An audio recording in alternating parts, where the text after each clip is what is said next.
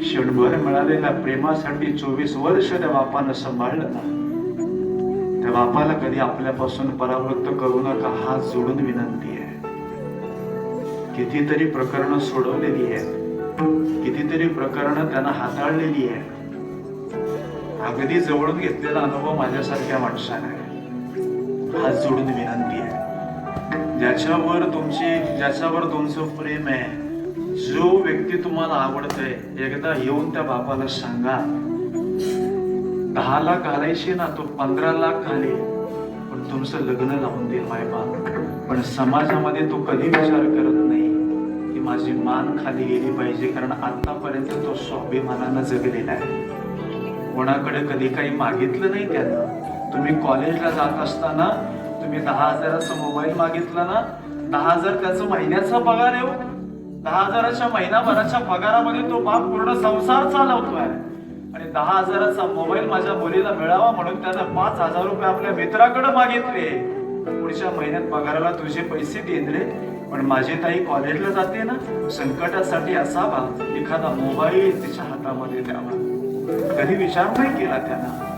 तुमच्या प्रत्येक सुखासाठी तो बाप तत्परतेनं आपलं आयुष्य घालवत राहिला.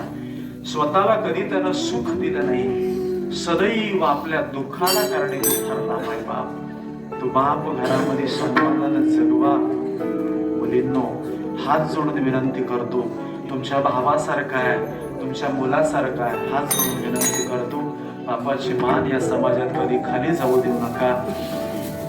गावातील तरुण मुलांना माझी विनंती असेल, व्यसनाच्या आहारी कधी जाऊ नका.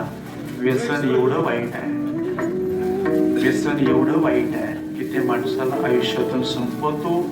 सगळ्यांनी आनंदाने जगावं अशी प्रार्थना करतो. झालेली सेवा भगवंताच्या चरणावरती वाहतो.